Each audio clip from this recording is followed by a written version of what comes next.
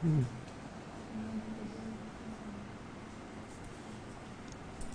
The devotee who was singing that was Satchidananda, who came here at the very beginning when the temple was at the Radha Damodar temple. And he stayed here till about 1979. His name, Shachi? Satchidananda. Satchidananda. Yes. Bengali? Hmm? Bengali? Bengali? Bengali, yes. Now, today, oh, yes. Someone's phone is ringing? Okay. Today, the Ananda Kirtan Prabhu who gave class, he was speaking about the temple behind us that sings that mantra, Nittai Bhaja. Yes. Oh, he was talking about how at the beginning of Iskcon, Prabhupada taught the mantra, Bhaja Shri Krishna Chaitanya Prabhu Nityananda Jaya Dvaita Gadadhar Shivasadi Gaur Bhakta Vrinda. But then, Prabhupada changed it. And the reason he changed it, or at least what we were told is that because that mantra that was sung behind our temple, which is a Apasampradaya mantra, it's not a bona fide mantra, they have a different concept, they start with Bhaja. So Prabhupada changed it to Jai Shri Krishna. Then Prabhupada even went so far as, because before it was very quiet here in Raman Reti, that temple behind us had 24 hours, 7 days a week on loudspeaker, their mantra going. You couldn't get away from it. And the devotees you would try to become transcendental to listen, but you had to listen to it all the time. And Prabhupada wouldn't let us put the loudspeakers on the temple unless there was a very big crowd and we couldn't hear the class. But we weren't allowed to put outside speakers. So what Prabhupada did was, he changed the mantra. That's Nittai Gaur Radhe Sham Jai Krishna Balaram. And he said we could sing that because that glorifies our deities in the temple, and also the temple behind us will be very happy to hear us singing that mantra. Prabhupada had a sense of humor. So, because their misconception is Nittai Gaur Radhe Sham Hare Krishna Hare Ram, Japa Hare Krishna Hare Ram. So they believe that the Hare Krishna Maha Mantra should only be chanted quietly for japa. And they also believe that Nittai Gaur is the same as Radhe Sham. In other words, Gaur Nittai are manifestations of Radhe Sham Sundar. So it's a very bogus philosophy, not according to Chaitanya Mahaprabhu's tattva. So therefore, we don't chant that mantra, and Prabhupada has given us an even nicer mantra. And sometimes we would even sing it in the kirtans. Nittai Gaur Radhe Sham Jai Krishna Balaram. And then one devotee suggested to Prabhupada, well, why don't we put your name in there also? Jai Krishna Balaram, Jai Srila Prabhupada. And Prabhupada, no, that would change the meter. It wouldn't be so they wouldn't let us put his name there. So, excuse me? Yes, we always sing it. And also because every day everyone was attending the noon arti, we used to sing Bhaja Bhakata Vatsala Shri Gaura Hari. And because after collecting in Japan for so many years, then Guru Kripa Swami and Yashodananda Swami, they went down south to preach. And Yashodananda Swami learned how to sing the whole Brahma Samhita. So when he came back here in 1976 to help with the Gurukula, he was going to be their rector. Rector means He made sure that all of the classes were going on. He would also give classes. He started singing inside of the deity rooms, the Brahma Samhita every day. And then Prabhupada heard him singing Brahma Samhita mantras, and he said, well, the Gurukul boys can sing along with him. So all the Gurukul boys and Yashodananda Swami used to go inside of the deity room every morning during their Abhishek and sing the Brahma Samhita prayers. But then Prabhupada heard that they were going in the deity room, and he said, no, they shouldn't go in the deity room, they should sit outside in Darshan Mandap. So during what now is our japa time, the boys used to sit there and very loudly, very beautifully sing the Brahma Samhita prayers during Krishna Balaram's Abhishek in the morning. It was very sweet. Okay, so now we'll go on with the book. Vrindavan is my home. Let's see now. Here. Okay.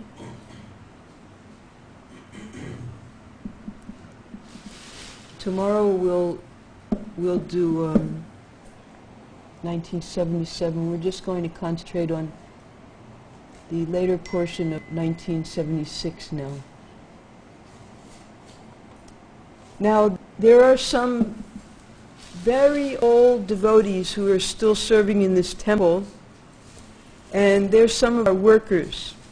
For instance, our electrician. He's been here since 1972 because, of course, in order to build the temple, we had to have an electrician. And he's still serving here in our guest house. His name is Anwar, and he happens to come from a Muslim family. So when the contractor, Alabux, needed to find an electrician, he hired Anwar's elder brother. His name was Nazir Rehman. And Nazir Rehman, and at that time Anwar was 18, 19 years old, together they did all the electrical fittings for the entire temple. The temple was very simple, it just needed lights and fans. And then they had to do the guest house. The guest house was more complicated because every room needed a geyser, lights and fans and plugs to put things in. So only they knew where everything went. And because Saurabh wanted to be European style, which is not the way it's done here in India. Here all the electrical fittings were done outside with casting. So if anything needed to be fixed, you can easily get to the wires. He had them do everything inside the walls like it's done in the West. So Anwar and Nazir, all over the place, there were wires hanging out from all the walls, and Saurabh would walk around and he would say, how will they ever figure this out? Because no one else knew the place except for them. And they were doing more than what they were contracted to and being paid to do. So one day, Nazir, he decided that he's going to have to get more money because they're doing extra work beyond their contract. And he decided he was going to stop working until he got more money. And he told Saurabh, he said, I'm not going to work until you give me more money. Now this was right before the grand opening, and Saurabh was in so much tension that what he did was he grabbed Nazir and he took him to the front of the land where our well is. And the well is over 100 feet deep at that time. It had a big opening, and he held Nazir over the well with his head into the well. And he said, if you don't finish this work on time, you're going down there. And Nazir looked down in the well, and he got so scared. So then he had done something very wrong, because now Nazir had run away and nothing was going to get done. So he was really regretting what he did the whole night. But then the next morning, Nazir's whole family comes to him crying. And they're all praying to him, please don't let him die, please don't let him die, in Hindi, of course. And Saurabh didn't know what they were talking about. What had happened was that night, Nazir's son had fallen off of the roof. And they all thought that Saurabh had put a nazar on Nazir's son. So they thought that because Nazir had run away, his son was going to die. Saurabh was cursing him to die. So they all came crying, please don't. So Saurabh, he said, don't worry, just send Nazir back and everything will be all right. Nazir came back, he finished the work on time, and the son was all right. So Nazir's health wasn't very good. He died early, but Anwar stayed. So Anwar, Prabhupada used to call Anwar into his room because sometimes the geyser had to be fixed, sometimes the lights weren't working, the fans weren't working. And Prabhupada was very affectionate to Anwar. He would call him Beta, you know, my son. He would tell him, never leave here, always stay here and do service. So for that reason, Anwar has always stayed here since 1972. And then we have another worker here. Oh, and Anwar, even though he's Muslim by birth, his philosophy is Krishna, Allah. To me, they're the same. And one time he was attacked, and they split open his abdomen. And he was in the hospital for 3 months. And the temple president at the time, I think it was still done in Jaya. I can't remember who the temple president was. They went to the doctor in the hospital and said, take care of him. If you can't take care of him, then we'll take him to Agra, we'll take him to Delhi. You have to save his life. And the devotees would come, Thakurani would come. They would bring him prasadam, and one of the devotees put a picture of Prabhupada at his head, and picture of Krishna at his head, and he was just praying to those pictures. So he recovered. So he always remembers that. And he always prays to Prabhupada. His whole life he's been praying to Prabhupada for shelter. So that's one of our workers here. And then another worker here is Kishanlal. Kishanlal is our handyman. Handyman means anything you need done, you just call Kishanlal. Now I guess he's officially the plumber, something like that. But he would do anything. He was a painter, he was a plumber, he was anything.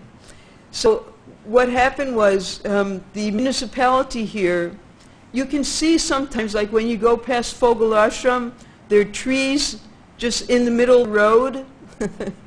That's because when they first made this road, Paka, they planted neem trees on either side. And our gardener was the one who helped to plant those trees. Now they're like 40, 50 years old, they're all big. But just a few years ago they widened the road, so a lot of those trees are either in the middle of the road or they've already died because they didn't leave enough airspace for the trees to live. So Kishalal, he was a young boy at the time, and he was hired to go out and cut down the jungle for the road to be made, right? So he was going out every day, further and further onto Chatikar Road to clear the jungle on either side for the road. So every day he was passing our temple while it was under construction. And they needed more workers, and they saw that these boys were going every day to do this road work. So they asked him one day, you want to work in our temple? They were getting about big pay, 3 rupees a day. I mean, that was really big in those days. So he agreed. I think he got 5 rupees a day even.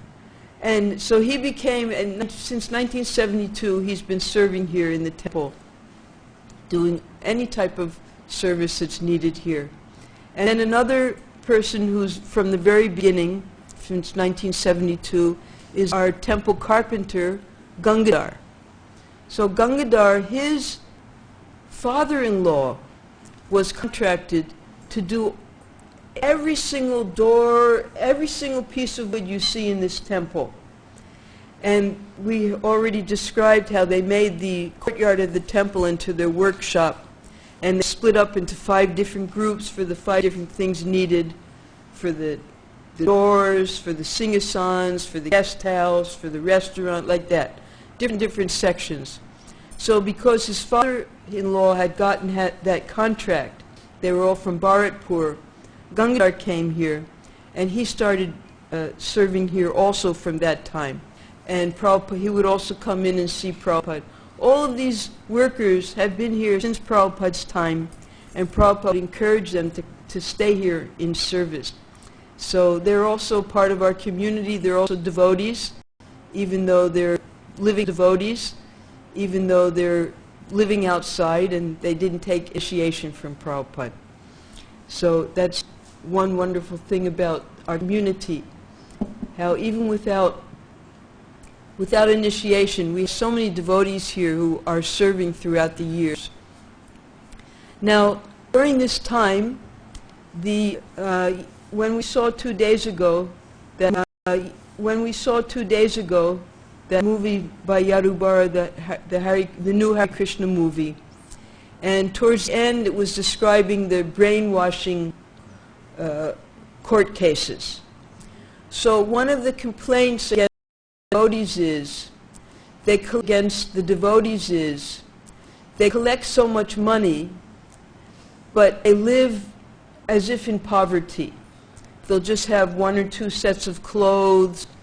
They don't use any special things on their body. They eat so simply. So they suspected that money was being used for illegal things. And the devotees were being kept in abject poverty and sleep deprivation so that they couldn't think properly. And Prabhupada, he countered that. He said, well, here in Vrindavan, he said, we live so simply, we have no cosmetics, we shave our heads only once every 15 days, we don't do any hair cutting and shaving. We eat so simply, we don't even go to doctors. If we get sick, we just take a little neem. And our life is so simple, and that's because our only cosmetics is tilak, which is clay. We don't use any type of perfumes, or even our women, they don't use any decorations on their bodies.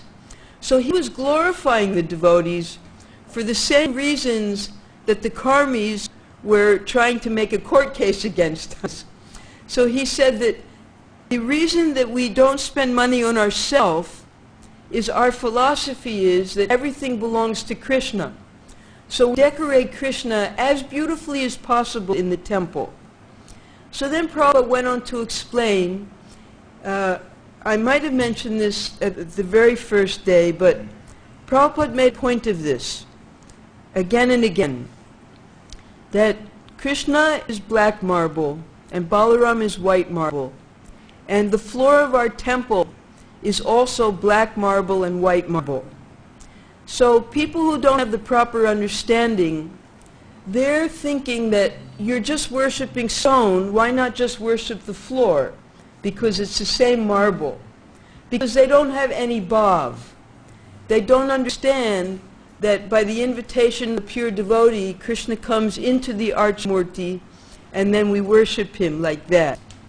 So he would warn us that unless you come to the level of bhav, then you will never understand deity worship. You won't care what type of flowers you're offering. You won't care about the type of food that you're offering to Krishna unless you have bhav. Bhava means love. Unless you love Krishna, then all of this worship will fall down as it has been in the other temples. And then he said that the person who's washing the floor with that white and black marble, and the person who's dressing the deity, they're on the same platform. We should never think one service is more important than another service. And in that way, we won't have a sense of false ego that my service is more important than this person's service. Anything we do for Krishna is seen qualitatively the same by Krishna. What he's looking at is our love, if we're doing that service with love. So then he explained that what we do with our money is we print books. He didn't want us to keep money in the bank. He wanted us to use whatever money was collected for printing books and for distributing books. So he would warn us not to save a lot of money, because that money should be used for book printing and preaching and distribution. For preaching and distribution. So when he punched him in the nose, Gopal Krishna said, "You broke my nose! I'm bleeding! Look, you broke my nose! I'm bleeding! Look at me!" And Tejas looks at Prabhupada, that wasn't he going to interfere? And Prabhupada just said, "Let them fight it out." And Prabhupada, he would do that. Even with our managers here, he would let them fight it out. And sometimes he even explained to them, to all of us in class, he said that before we used to be known as shaven-headed, now we're being known as long-haired, because someone had started this philosophy that when you go to preach in the West, people don't understand shaved heads with sikas, so you should grow your hair. Instead of wearing a wig, just grow your hair. Prabhupada did give permission for the devotees to put on wigs when they were doing Sankirtan in the airports and places where it wasn't permitted. We couldn't look like a devotee. But then they started this new fashion that they would just grow their hair. So one of the devotees was getting ready to go back to the West, and Prabhupada, he said, "What is this? Why do you have your hair?" "Well, I'm going back. I'll be, distributing books soon." And then in the class, he explained that I'm an old man, and you're all young men. I can't order you to do things. I can request you to do things. But if you don't do it, what can I do? He said, from the age of, up to the age of 5, you treat a child like a king. And then from the age of 5 to 15, because this is the Gurukula age, 5 to 15. 5 to 15, they need discipline. You have to train them. After the age of 15, they won't take discipline anymore. Then you have to become their friend.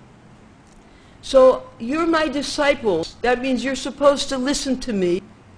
But I'm an old man, and you're all young men now. So if I request you every 15 days to shave your head, I can't force you to do that. I can only ask you to do it. So this is Prabhupada practically pleading with the disciples that a Vaishnava, he shaves his head every 15 days. That's minimum. Maximum is 1 month on Purnima. But he wanted every 15 days all the devotees to shave their head. So this is the way Prabhupada treated the devotees. He knew some of them weren't going to listen to him. And rather than forcing them to do something, because Prabhupada, he said again and again, force does not work. So he would say, well, he understood they were going to do this anyway, so we're going to do things anyway. So Shingara? Shuri? Shuli. Okay, here they're called Parijata. Surely. So they would make thin garlands out of that, or out of tagar, gutli? Dutra. Okay. Everyone has different names, but everyone has different names, but thin. Everyone has different names, but thin. Everyone has different names, but thin. Everyone's different, but thin garlands.